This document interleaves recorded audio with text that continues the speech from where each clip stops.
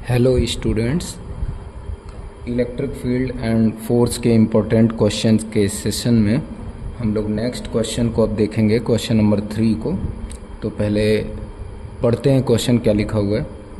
7 charges of equal magnitude Q are placed at the corners of a cube of side B. The force experienced by another charge capital Q placed at the center of the cube is.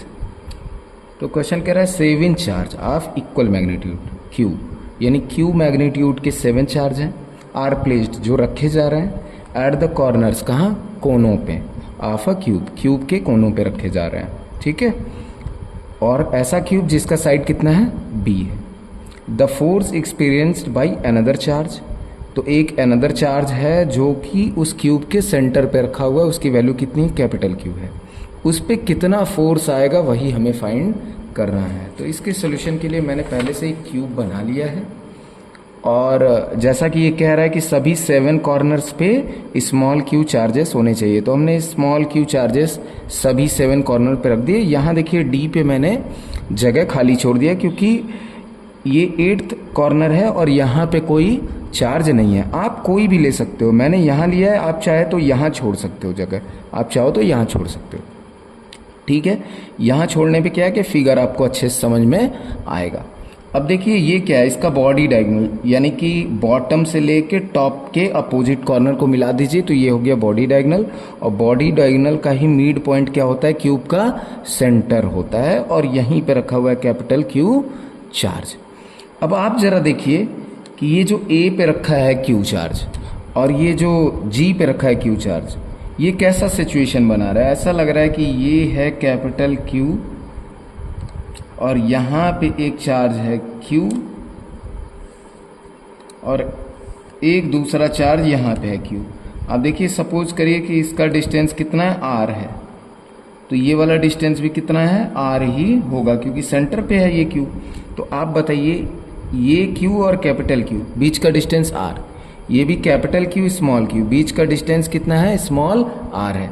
तो इसका मतलब ये है कि मैं अगर इसको कहूँ कि ये ए वाला है और ये जी पे रखा हुआ है, तो ए वाला इस सेंटर वाले पे जितना फोर्स लगाएगा, ठीक है, जितना फोर्स लगाएगा, यानी इधर से ए वाला एफ ए जितना लगाएगा फोर्स इस साइड में, एफ जी वाला भी तो क्या करेगा, एफ जी वाला भी तो उतना ही फोर्स लगाएगा, यानी एफ ए क्या हो जाएगा, एफ जी के बराबर। तो नेट फोर्स क्या आएगा, 0।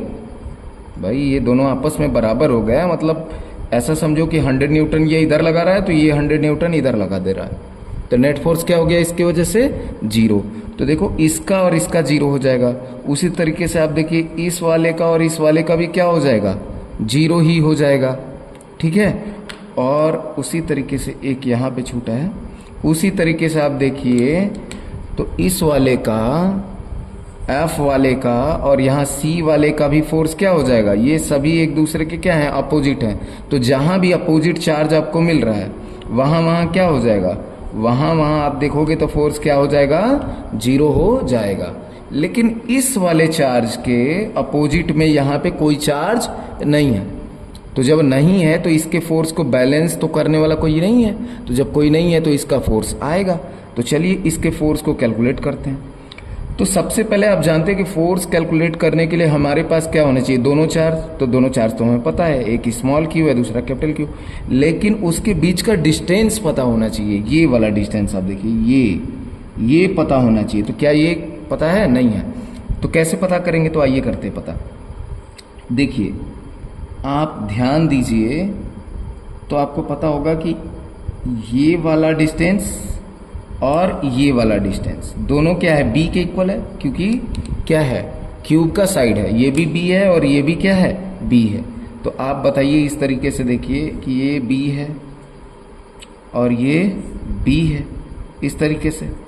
तो ये जो डायगोनल होगा ये निकल के कितना आएगा, अंडर रूट में b का स्क्वायर प्लस b का स्क्वायर, यानी कि कितना निकल के आएगा, अंडर रूट में 2b स्क्वायर, और 2b स्क्वायर को सॉल्व करोगे तो √2b निकल के आएगा। तो देख रहे हो ये वाला और ये वाला, इसको हम ऐड करें तो क्या यही निकल के आएगा, ये वाला नीचे का फेस डायगोनल कितना निकल के आया है, अंडर रूट में 2b निकल के आया है। ठीक है, कोई प्रॉब्लम नहीं है। अब जरा ध्यान से देखिए, ऐसा लग रहा है कि ये EC और ये CD, ऐसा लग रहा है कि ये बेस हो गया, ये क्या हो गया, परपेंडिकुलर हो गया, और ये जो जिस पे कैपिटल Q चार्ज रखा है ये वाला हाइपोटेनियस हो गया, ये वाला कुछ ऐसा दिख रहा होगा आपको। यहाँ से देखिए EC दिख रहा है, और ये कुछ ऊपर इस तरीके से दिख रहा है आपको ऐसा, और ये दिख रहा है। आपको पता है कि ये वाला चीज हमने कितनी निकाली है, √2b। ये कितना हो गया, √2b हो गया। और ये तो ये क्या है, इस क्यूब का साइड है भाई, इस क्यूब का साइड b है ना। ये तो सभी साइड कितने होते हैं क्यूब के, जो दिया हुआ है सेम बराबर होते हैं ना, तो ये भी b हो गया, लेकिन ये अलग है क्योंकि ये डायगोनल है, तो ये √2b और ये b हो गया। तो क्या हम ये हाइपोटेनियस निकाल सकते हैं, हाइपोटेनियस ED की वैल्यू निकल जाएगी। तो हाँ, हम लोग निकाल लेंगे। तो कितना आएगा, तो ये आ जाएगा, आप देखिए ये बेस, तो बेस का स्क्वायर प्लस परपेंडिकुलर का स्क्वायर बराबर क्या हो जाएगा, इस हाइपोटेनियस यानी कि ED के स्क्वायर के बराबर आ जाएगा। ठीक है, चलिए ब्लू कलर से सॉल्व करते हैं हम लोग। तो ये कितना आ जाएगा, 2b² प्लस b² बराबर क्या हो जाएगा, ED के। तो यहाँ 3b² हो जाएगा ED के इक्वल। ठीक है, लेकिन जो ये चार्ज Q, कैपिटल Q रखा हुआ है, वो तो मिड पॉइंट पर रखा हुआ है, तो हमें इसका हाफ ही डिस्टेंस लेना होगा ना, सिर्फ आधा ही लेना होगा, हमको इसका आधा लेना होगा। तो क्या करेंगे, डिवाइडेड बाई 2 कर देंगे, और सपोज करते हैं कि ये डिस्टेंस कितना है, R है। तो R की वैल्यू क्या हो जाएगी, R इक्वल टू हो जाएगा ED/2। ठीक है, तो R इक्वल टू हो जाएगा ED, तो ED कितना है अपना 3b²/2 निकल के आएगा। कोई प्रॉब्लम है यहाँ पे, ठीक है, समझ में आ रहा है सबको। एक बार फिर से चेक कर लेते हैं, 2b² b² तो 3b² हो गया। एक्चुअली में ये ED का स्क्वायर है ना, एक ही रहा है यहाँ पे ED का स्क्वायर, तो ED कितना निकल के आएगा, रूट हो जाएगा। ED जो होगा वो अंडर रूट में 3b² हो जाएगा।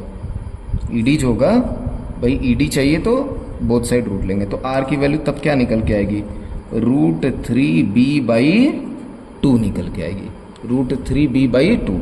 अब आपके पास क्या है, दो चार्जेस हैं। चलिए अब सिचुएशन देख लेते हैं, क्या सिचुएशन है। तो सिचुएशन है हमारे पास, एक ये वाला चार्ज Q और एक कैपिटल Q, स्मॉल q और कैपिटल Q कितने डिस्टेंस पे रखे हुए हैं, R पे। R की वैल्यू कितनी है, तो ये है √3b/2। तो चलिए फोर्स लिखिए, फोर्स बराबर क्या आ जाएगा, K small q capital Q divided by R का स्क्वायर। तो R कितना हो जाएगा, √3b/2 का स्क्वायर। अब इसको और सॉल्व करेंगे, इसको और सॉल्व करेंगे, तो आइए यहाँ कर लेते हैं, थोड़ा स्पेस यहाँ पे बचा हुआ है, तो यहाँ देख लेते हैं हम लोग। तो कितना आ जाएगा ये, F इक्वल टू, ये देखिए √3b/2 का स्क्वायर है, तो 2 का स्क्वायर हो जाएगा 4, और 4 कहाँ चला जाएगा, न्यूमरेटर में। तो ये बन जाएगा 4k Q कैपिटल Q, और नीचे में क्या आएगा, तो नीचे में आप ध्यान से देखिए, तो √3b था, इसका स्क्वायर करोगे आप, तो इसका स्क्वायर करने पे कितना हो जाएगा, √3 का स्क्वायर करोगे तो 3 आ जाएगा, और b का स्क्वायर करोगे तो b² आ जाएगा। तो आंसर कितना निकल के आया है, 4kQ/3b²। यही अपना आंसर निकल के आया है। उम्मीद है कि समझ में आया होगा। अगर एक बार में नहीं समझ में आ रहा तो 2 बार आप इसको रिप्ले करके देखिए।